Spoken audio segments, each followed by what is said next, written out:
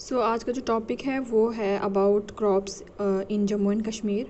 तो जम्मू कश्मीर में जो एग्रीकल्चर जो सेक्टर है वो काफ़ी इम्पॉर्टेंट है। जो यहाँ के लोग हैं, अगर हम देखेंगे 80% जो लोग हैं वो है कल्टीवेटर्स। क्योंकि अगर हम जम्मू कश्मीर की बात करेंगे तो ज़्यादातर जो एरिया है वो रूरल एरिया है, मतलब गाँव हैं।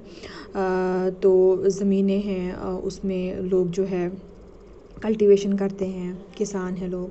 तो 80%, ठीक है, तो काफ़ी ज़्यादा मेजॉरिटी में है। तो थोड़ा से हम फैक्ट्स देखते हैं इसके बारे में। 1992 में एक रिकॉर्ड बनाया गया था, एक डाटा प्रिपेयर किया गया था जिसमें ये दिखाया गया था कि जो एरिया है टोटल जो है जम्मू कश्मीर का वो कितना है 24.15 लाख हेक्टर्स। तो ये जो फिगर है ये थोड़ा सा रिमेंबर करना है, क्योंकि कभी कभी फैक्चुअल क्वेश्चन आते हैं कि हाँ जी कितना एरिया है, कितना फॉरेस्टेड एरिया है, कितना रूरल एरिया है, कितना अर्बन। तो इसमें से जो ये इतना एरिया है कितना 13 लाख, ठीक है, 13 लाख 14 लाख के अराउंड जो स्क्वायर किलोमीटर है वो रूरल है, ठीक है, देहात है, ठीक है, देहाती एरिया है, गांव का एरिया है। And 305 urban. तो अर्बन जम्मू कश्मीर अभी इतनी अर्बनाइजेशन नहीं हुई है, उतनी इंडस्ट्रियलाइजेशन नहीं है जम्मू कश्मीर में जितनी कुछ बाकी स्टेट्स में है, उतनी नहीं है। तो इसलिए यहाँ पे जो अर्बन जो एरिया है वो कम है, तो ये भी अच्छी बात है। कि उसके बाद entire state of Jammu and Kashmir जो है इसमें इतने गांव हैं 6503।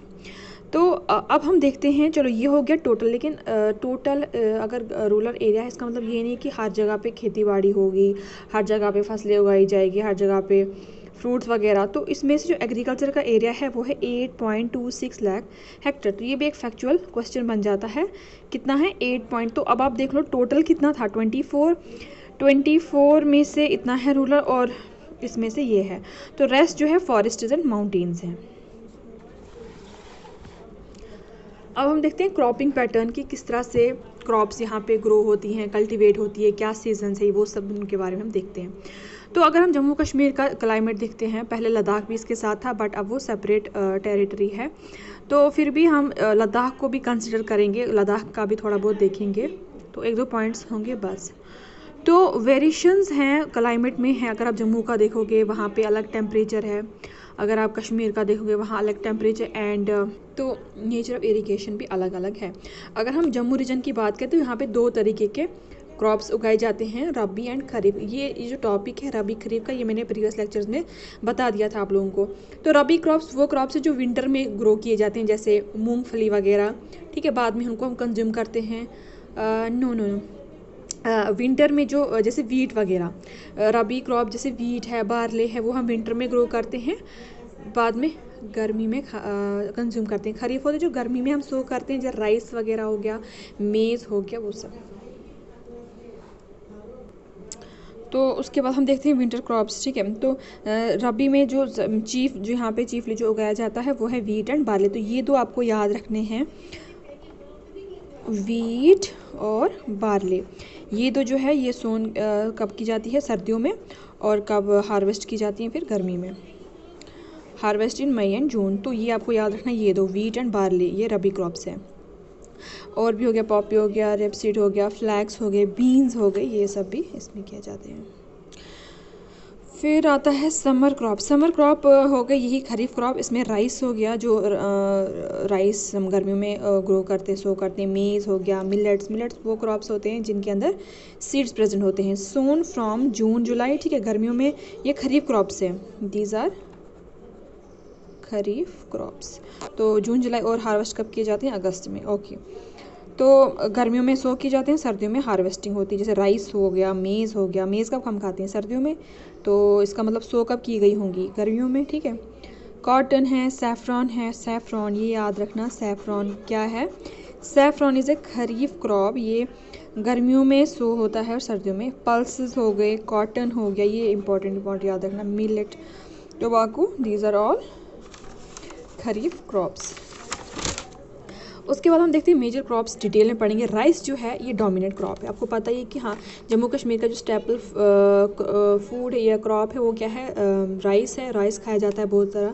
हॉट एंड मॉइस्ट क्लाइमेट, इसके लिए होना चाहिए हॉट एंड मॉइस्ट क्लाइमेट। मैंने अभी आपको बताया कि राइस क्या है, वो खरीफ क्रॉप है। खरीफ क्रॉप मतलब ये कब सो की जाती है, गर्मियों में, जून जुलाई के मंथ में ये सो की जाती है। दैट मीन्स उस टाइम का जो टेम्परेचर होता है वो काफ़ी हाई होता है, मोर 25 से ज़्यादा जो टेम्परेचर होता है उस टाइम।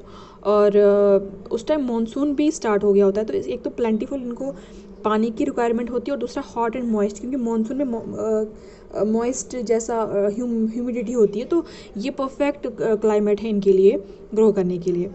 तो ये बताया मैंने आपको खरीफ क्रॉप हार्वेस्ट कब किया जाता है।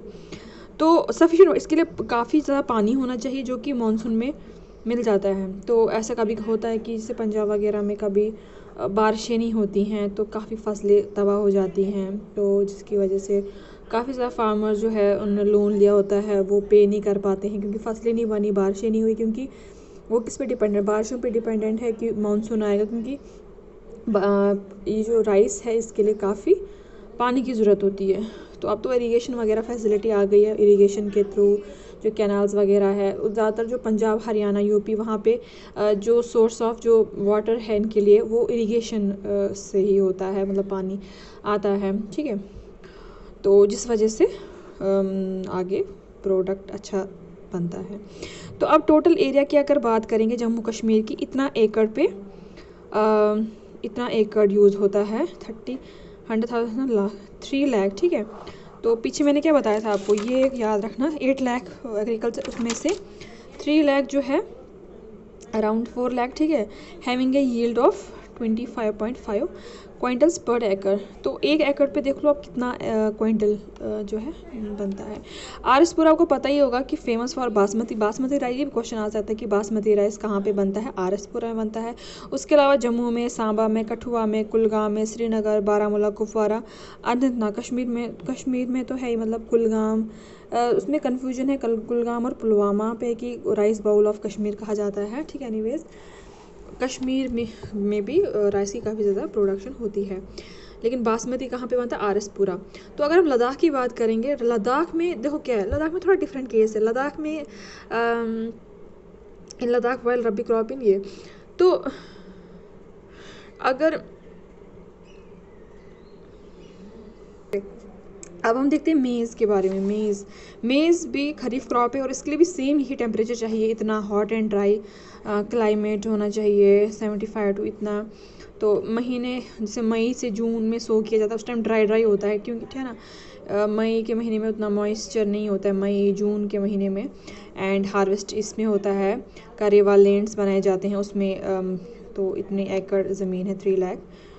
तो दिस इज़ इम्पॉर्टेंट। तो ये काफ़ी कंज्यूम किया जाता है, मतलब जो हिली एरियाज़ हैं, जैसे यहाँ पे राजौरी, डोडा, पुंछ, उधमपुर, कुपवारा, बारामूला, तो यहाँ पे मक्की जो है वो काफ़ी कंज्यूम की जाती है, मक्की की रोटी बनाई जाती है, वो सब।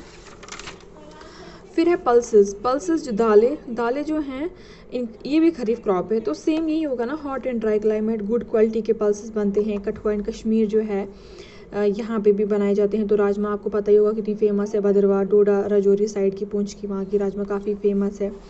ऑयल सीड्स, ठीक है, जहाँ जिनसे ऑयल बनता है, जैसे मस्टर्ड हुआ, लिनसीड हुआ, तो या cotton seed, rape seed, require hot and moist climate. तो इसमें भी, तो दैट मीन्स ये भी खरीफ क्रॉप है, अनंतनाग और श्रीनगर में उगाया जाता है। फिर है शुगर केन भी खरीफ क्रॉप है। इसके लिए भी काफ़ी हाई टेम्परेचर होना चाहिए, जो कि कश्मीर में तो नहीं है। इसलिए कश्मीर में अगर आप गन्ना उगाओगे तो वहाँ पे नहीं उगेगा। ये अखनूर साइड, कठुआ, आरएसपुरा में उगाया जाता है, जम्मू साइड। और शुगर केन का जो लीडिंग प्रोड्यूसर स्टेट है वो कौन सा है, वो है यूपी। उसका सैफरॉन काफ़ी एक क्या बोलते हैं उसको, कैश क्रॉप है ये, cash crop and is mostly exported, ठीक है। ये जो इसके होते हैं, ये जो सैफरॉन होता है, इसके जो यहाँ पे वो स्टाइल होता है, स्टिग्मा, बेसिकली उन्हीं को निकाला जाता है। तो काफ़ी लेबर इंटेंसिव प्रोसेस है, हाथ से निकाला जाता है। और 1 kg काफ़ी, मतलब काफ़ी महंगा होता है ये। और इसको मोस्टली एक्सपोर्ट किया जाता है, क्योंकि यहाँ पे उसकी उतनी वैल्यू नहीं, उसका प्राइस नहीं बनेगा जितना बाहर बनेगा। और पामपुर जो है फेमस है सैफरॉन के लिए, किश्तवाड़ में भी बनता है और भद्रवा में भी बनता है। पामपुर में 3,000 एकड़ है वो इसी के लिए है। अब आते हैं हॉर्टिकल्चर की तरफ, फ्रूट्स की तरफ। जम्मू में इतने इसका जो कवर है 10,000 एकड़ है, ठीक है, और 3.5 लाख टन जो है फ्रूट्स निकलते हैं, ठीक है, काफ़ी ज़्यादा। और 2 लाख जो है एक्सपोर्ट किए जाते हैं। एक्सपोर्ट भी काफ़ी होता है, जिससे इकॉनमी जो है वो बूस्ट हो जाती है। लद्दाख जो है वहाँ पे एप्रिकॉट, आपको पता ही होगा एप्रिकॉट बनता है वहाँ, ग्रेप्स हैं, वॉलनट्स है। तो 1,000 एकड़ है यहाँ पे। तो आपको ज़रूरी नहीं कि याद रखना, लेकिन एक थोड़ा सा आइडिया आपको मिल जाएगा। हाँ जी, इसमें 1000 है, ये देखो इसमें जी 10,000 है। ओके, थोड़ा आइडिया मिलता है, स्लाइड आइडिया। अब आता है नॉन फूड क्रॉप, ठीक है, वो क्रॉप जो हम खाते नहीं, सिल्क है। सिल्क का देखो क्या होता है, सिल्क जो है वो कहाँ से बनता है, मतलब जिनको पता है वो तो ठीक है, लेकिन जिनको नहीं पता है उनको मैं थोड़ा सा बता दूँ डिटेल में। जो सिल्क है देखो क्या होता है, एक इंसेक्ट होता है, उसको सिल्क वर्म कहते हैं। वो जो सिल्क वर्म है वो अपने अराउंड एक कोकून बनाता है, एक कोकून बनाता है, समझो एक ऊन जैसा बनाता है, काफ़ी टाइट ऊन बनाता है, ठीक है। वही जो इस तरह के होते हैं वो, वही ये कलेक्ट करते हैं, जो ठीक है, जो कल्टीवेट करते हैं उनको, वही कलेक्ट इनको करते हैं और वहाँ से वो ये निकालते हैं, ये एक्सट्रैक्ट करते हैं। स्टार्टिंग में ही नहीं कि पहले ही निकाल दो तो पहले सिल्क हमें मिलकर, नहीं, उसके बाद काफ़ी एक प्रोसेस, 2 प्रोसेस, 3 प्रोसेस, 4 प्रोसेस, मतलब प्रोसेस बाय प्रोसेस इनको अच्छे से रिफ़ाइन किया जाता है। तो काफ़ी फाइन थ्रेड्स की सिल्क जब मिलती है, और आपको पता है ये सिल्क कितना इंपॉर्टेंट है टेक्सटाइल इंडस्ट्री में, सिल्क के कपड़े कितने महंगे होते हैं वो सब। और ये जो है, तो एक और बात जो इम्पॉर्टेंट है जिनको नहीं पता है, ये मलबरी जो ट्रीज़ होती हैं, मलबरी, मलबरी जो लीव्स होते हैं, एक ट्री होता है, ठीक है, कश्मीर में भी उगाए जाते हैं वहाँ पे, इसी के लिए, सिल्क वर्म के लिए। जो सिल्क वर्म का जो होता है ये इस पर फीड करता है, जब ये खाएगा तभी अच्छी क्वालिटी का ये देगा सिल्क। तो हो गया ये। तो सिल्क फैक्ट्रीज़ है, जम्मू में भी है, कश्मीर में भी है, तो काफ़ी अच्छा सेक्टर है, मतलब फॉर इकॉनमी, मतलब इससे भी इकॉनमी इंक्रीज बूस्ट होती है। फिर है वूल, ठीक है, वूल जो है लद्दाख और कश्मीर में जो है, हाँ, तो पश्मीना आपने नाम सुना होगा, मरीना पश्मीना। पश्मीना के शॉल काफ़ी कॉस्टली होते हैं और काफ़ी अच्छी सुपीरियर क्वालिटी के होते हैं। तो ये कहाँ से, शीप से जो है ऑब्टेन किया जाता है, जो कि लद्दाख और कश्मीर में होते हैं। ओके, फिर कॉटन जो है जम्मू के प्लेन्स में कल्टीवेट किया जाता है। तो ये था आज का topic about important crops in Jammu and Kashmir. So if you like this video, if you like this lecture, then subscribe the channel, okay, thank you।